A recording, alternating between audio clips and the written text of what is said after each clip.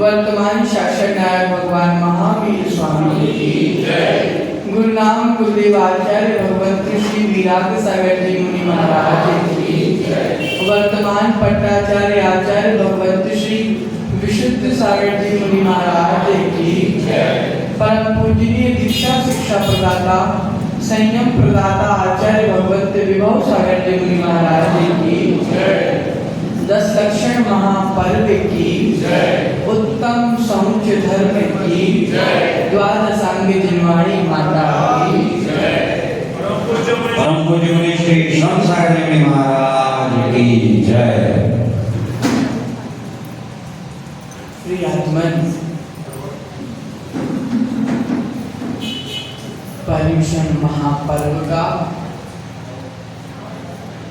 चतुर्थ दिवस अर्थात उत्तम समुच का दिन आज हमारे सामने। हमने अपने जीवन से क्रोध को भगाने का प्रयास किया। हमने अपने जीवन से मान को भगाने का प्रयास किया। हमने अपने जीवन से मायाचारी को भगाने का प्रयास किया। अब आज हम अपने जीवन से लोभ कषाय को भगाने का प्रयास करें।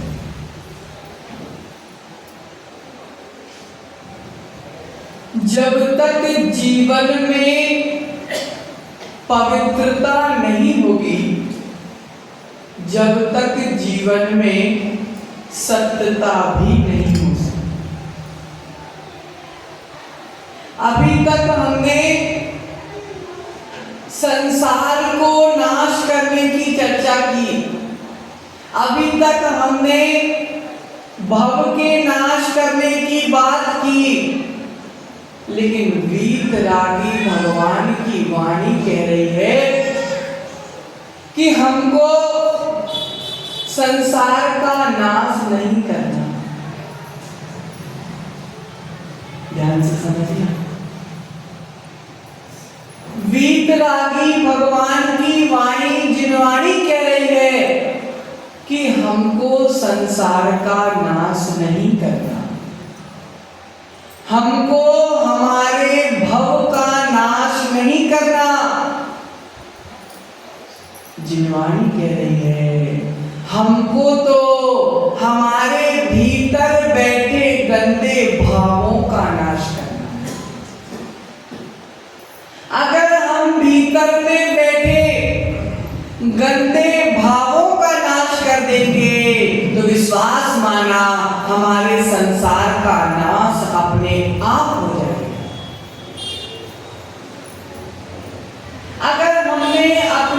भावनाओं को सुधार लिया तो हमारा भव अपने आप सुधर जाए।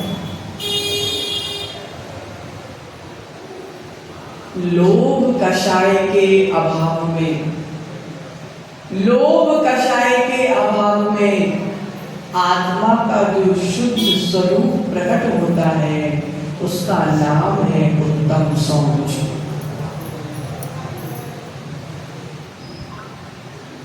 हमने अपने देह की गंदगी को, हमने अपने शरीर की गंदगी को बहुत साफ कर लिया।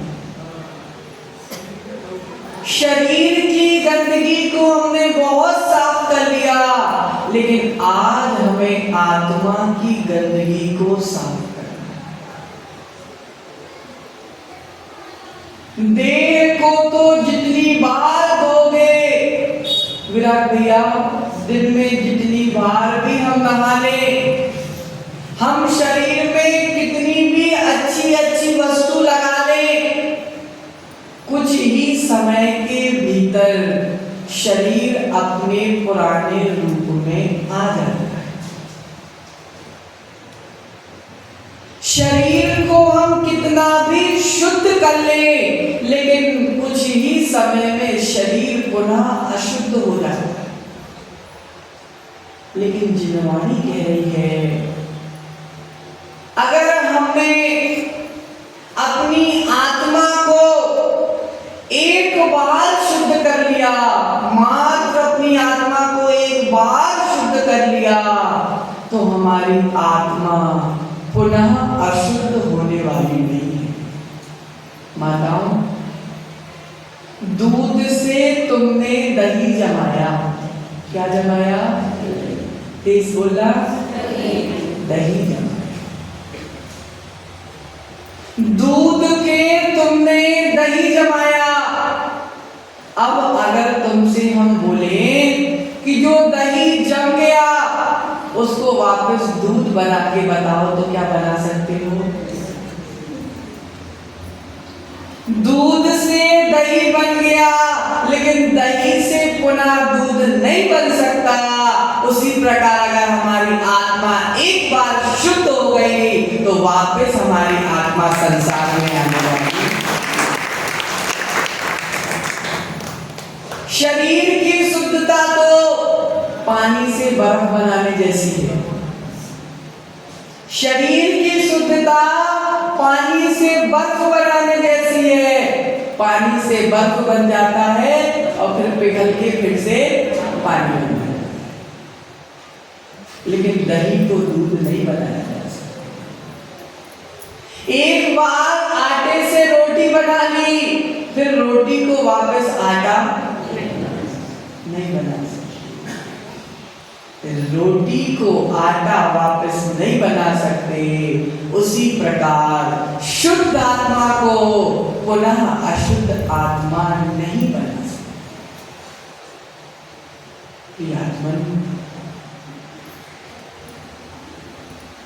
आचार्य भगवंत कह रहे हैं कि हमने एक नहीं अनेक तीर्थों की वंदना कर लेना, कितनी भी नदी में डुबकी लगा लेना, कितना भी चढ़ावा चढ़ा लेना, कितने भी तीर्थों की वंदना कर लेना, लेकिन भीतर में अगर मन में कषाय बैठी हुई है तो तुम्हारे तीर्थों की वंदना का कोई मतलब नहीं। आचार्य वर्ग कह रहे हैं तीर्थों की वंदना करने से कोई तीर्थंकर नहीं बनता। क्या कह रहे? तीर्थों की वंदना करने से कोई तीर्थंकर नहीं बनता, रत्नत्रय तीर्थ की वंदना करने से जीव तीर्थंकर बनता।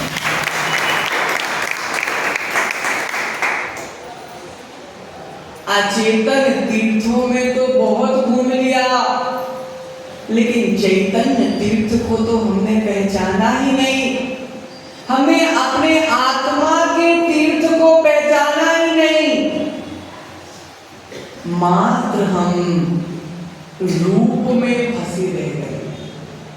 किसमें फंसे रह गए? मात्र हम रूप में फंसे रह गए। हमने अपने स्वरूप को तो पहचाना ही नहीं। हम जिस रूप पर घमंड करते हैं, हम जिस शरीर पर घमंड करते हैं, जिनवाणी कह रही है इस शरीर के ऊपर मात्र 7 परत हैं। कितनी परत है? यह 7 परत जब तक चढ़ी है, जब तक रूप का घमंड कर लो, अगर ये 7 परत हटा दी गई तो स्वयं के शरीर को देखने में घिन आएगी। हम किस अभिमान में घूम रहे हैं? इस शरीर की औकात तो देखो, इस शरीर की औकात देखो। मात्र 1 लोटा घी और 1 माचिस की तीली। कितनी? 1 लोटा घी और 1 माचिस की तीली। मात्र शरीर की इतनी ही औकात है। शरीर की कीमत तो मात्र भीतर बैठी आत्मा से है। जब तक आत्मा शरीर में है, जब तक ही शरीर की इज्जत है। आत्मा के निकल जाने के बाद स्वयं का बेटा आग लगाने के लिए आ जाता है। रूप को देखा, मात्र रूप को देखा, स्वरूप को भूल गए। आचार्य भगवंत कह रहे हैं रूप को देखोगे, रूप को देखोगे तो अब ब्रह्म में चले जाओ। रूप को देखोगे तो अब ब्रह्म में चले जाओगे, और स्वरूप को देखोगे तो ब्रह्म में लीन हो जाओगे।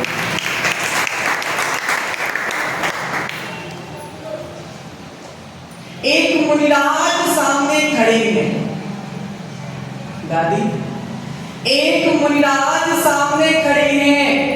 एक व्यक्ति ने मुनिराज को देखा तो विचार कर रहा है कि धन्य धन्य हो गया मैं, आज तो मुझे मुनिराज के रूप में साक्षात भगवान के दर्शन हो गए।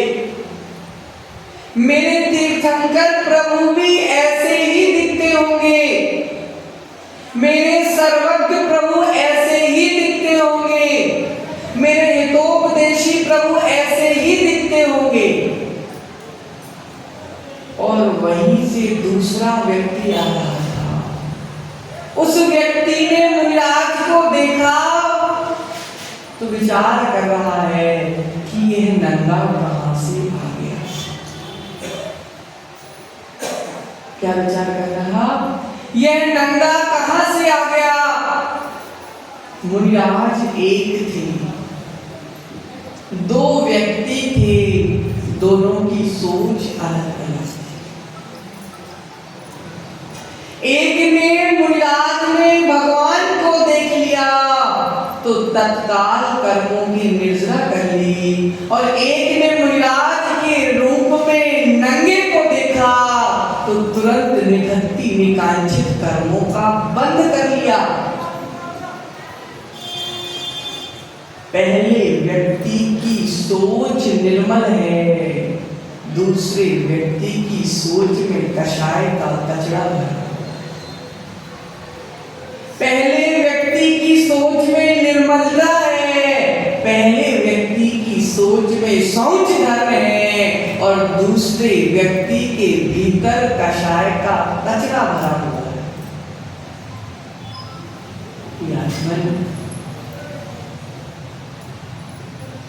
जिस जीव को मृत्यु का बोध हो गया, जिस जीव को इस संसार की नश्वरता का बोध हो गया, वही जीव के भीतर सौच धर्म का जन्म होता है।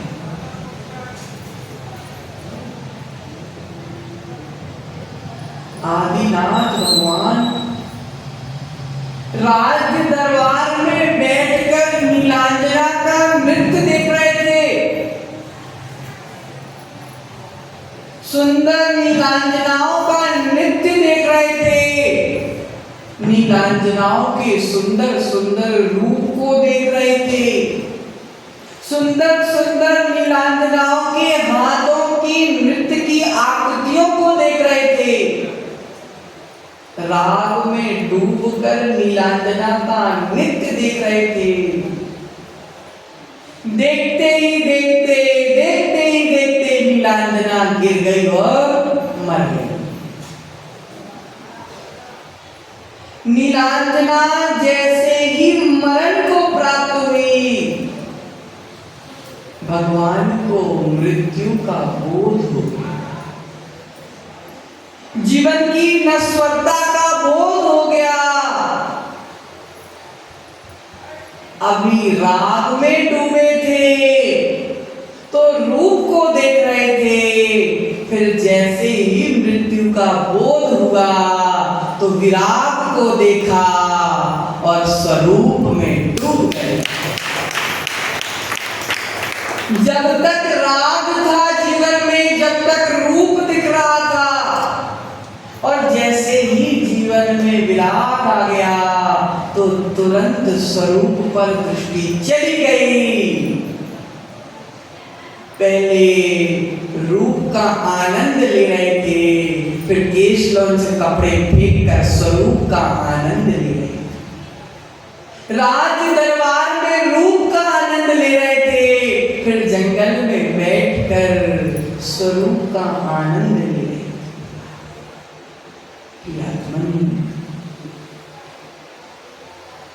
हमारी दृष्टि किस ओर है? हमारी दृष्टि रूप पर टिककर भटक तो नहीं गई। हमारी दृष्टि रूप को देखकर जाल में फंस तो नहीं गई। अगर हमारी दृष्टि रूप में फंस गई तो जितनी जल्दी हो सके उसको सुलझाकर स्वरूप में लगाने की आवश्यकता है, क्योंकि रूप से कल्याण होने वाला नहीं है, स्वरूप से कल्याण। शरीर का तो नाश होना निश्चित है। पुण्य के प्रभाव से अभी हम चमक रहे हैं। पुण्य के प्रभाव से अभी ये शरीर की त्वचा चमक रही है, लेकिन पुण्य का प्रभाव जब खत्म हो जाएगा तो शरीर की दुर्दशा देखने लायक बचेगी। जिस शरीर का हमने जीवन भर साथ निभाया, लेकिन जब तुमको शरीर की जरूरत पड़ेगी, जब शरीर तुम्हारा साथ छोड़ देगा। दादी, आचार्य भगवंत कह रहे हैं, कमर टेढ़ी हो जाए कोई बात नहीं। क्या कह रहे हैं? कमर टेढ़ी हो जाए कोई बात नहीं, लेकिन तुम्हारी बुद्धि टेढ़ी नहीं होना चाहिए। कमर टेढ़ी हो जाएगी तो समाधि हो जाएगी, लेकिन तुम्हारी अगर बुद्धि टेढ़ी हो गई तो तुम्हारी समाधि होने वाली। शरीर का तो काम ही टेढ़ा होना है, लेकिन बुद्धि को संभालना हमारा कर्तव्य है। प्रियात्मन, सौच धर्म यही कह रहा है कि अपने भीतर की आत्मा को पहचानिए। उत्तम सोच का दिन है, मन की शुद्धि का दिन है। चौके में तो हम मन शुद्धि बोल देते हैं, वचन शुद्धि बोल देते हैं, काय शुद्धि बोल देते हैं, लेकिन हमारे मन को ही पता है कि हमारा मन कितना शुद्ध है। गुरु के सामने भी हम स्पष्ट झूठ बोलते हैं कि महाराज मन शुद्धि, लेकिन मन में अगर कषाय बैठी हुई है तो मन शुद्धि कैसे हुई तुम्हारी?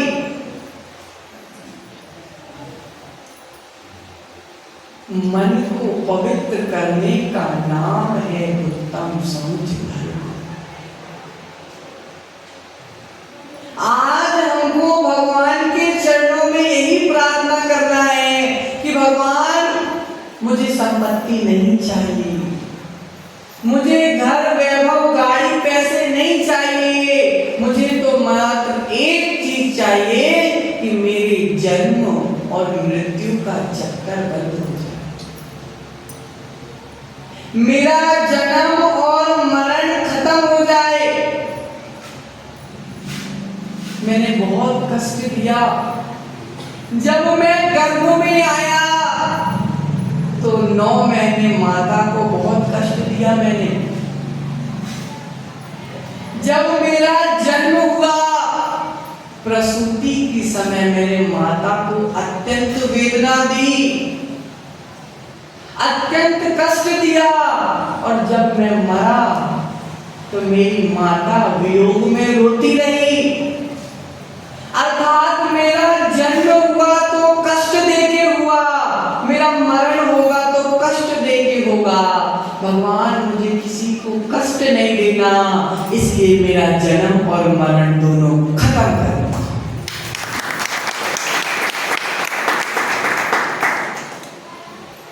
मेरे द्वारा किसी जीव को कष्ट ना हो जाए, चाहे मेरी मां ही क्यों ना हो।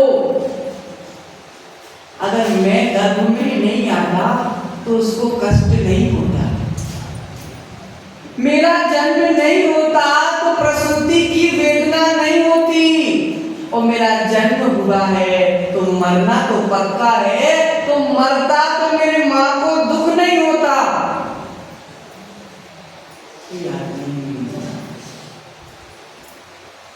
बाहर की शुद्धि बहुत कर ली, अब समय है अंदर की शुद्धि करने।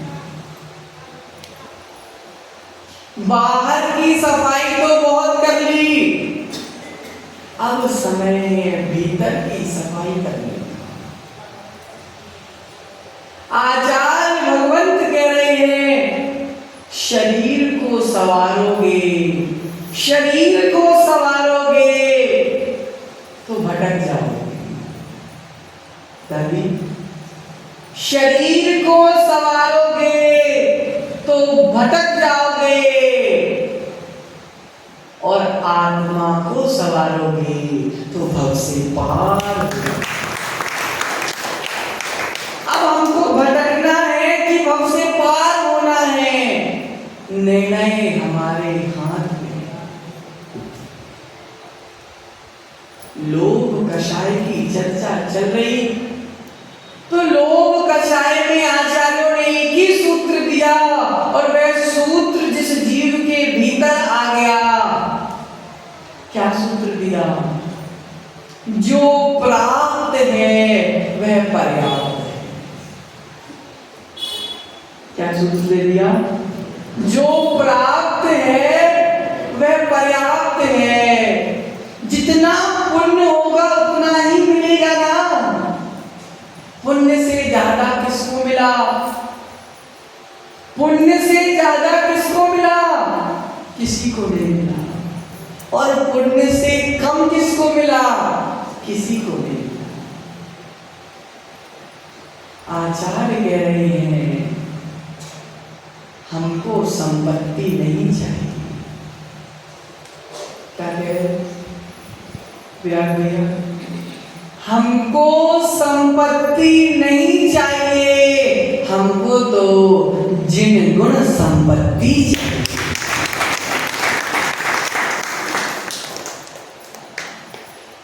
वंदे तद्गुण लब्धे, जिन गुण संपत्ति बोध मच्छम। प्रियतम, आशा का गड्ढा, लोभ का गड्ढा इतना गहरा है, इतना गहरा है, इतना गहरा है, कभी भरने वाला नहीं है। 2 की चाव में 3 मिल गया, 5 की चाव में 6 मिल गया। अब 6 मिल गया तो 10 चाहिए, 10 मिल गया तो 50 चाहिए, 50 मिल गया तो 100 चाहिए, 100 मिल गया तो 1000 चाहिए। आशा का गड्ढा कभी भर पाना मुश्किल ही नहीं, नामुमकिन है।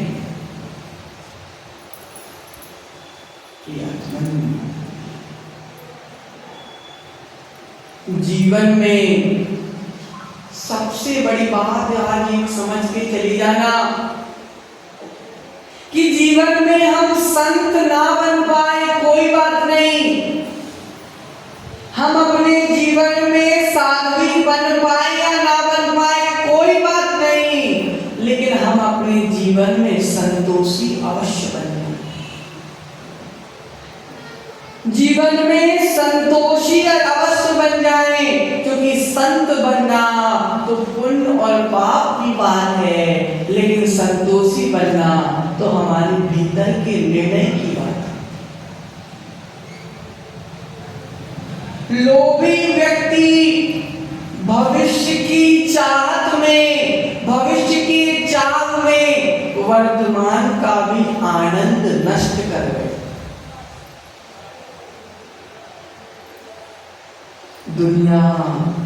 दुनिया लाख दोष देवे, दुनिया तुम्हारे ऊपर लाख दोष लगा दे,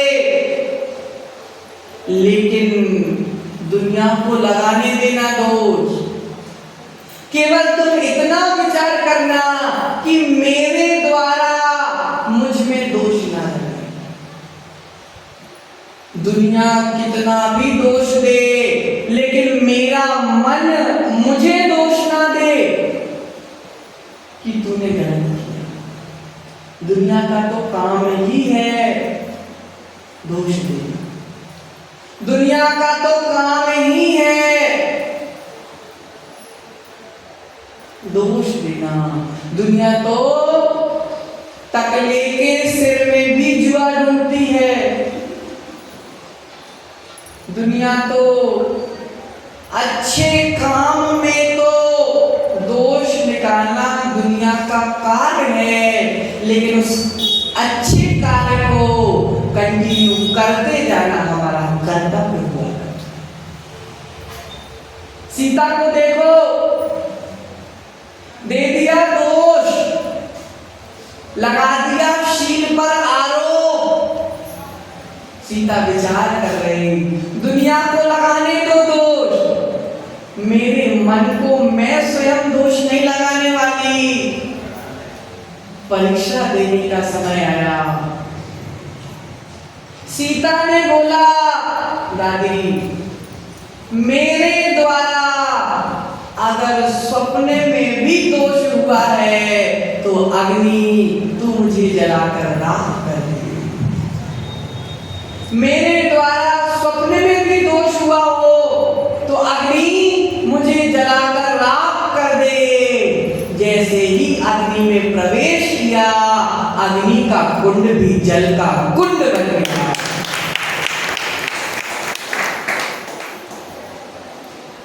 मैं गलत नहीं हूं, ये बात अगर तुम्हारे भीतर से तुम्हारा मन बोल रहा है, तुमसे बड़ा और सफल व्यक्ति दुनिया में कोई नहीं है। दुनिया कितना भी बोल दे, दुनिया कैसे कैसे भी आरोप लगा दे, लेकिन मेरे मन बोलता है कि मैंने कोई दोष नहीं किया। दुनिया के बोलने से मेरी गति निश्चित नहीं होगी, मेरे मन के बोलने से मेरी गति निश्चित। इसलिए लोभ कषाय को छोड़कर संतोष को धारण करके मन की मलिनता को, मन की कुटिलता को, मन की गंदगी को साफ करने का नाम है उत्तम सोच धर्म। हमारे भीतर उत्तम सोच धर्म आ जाए इसी मंगल भावना के साथ परम पूजनीय गुरुदेव श्री विभव सागर जी महाराज की जय।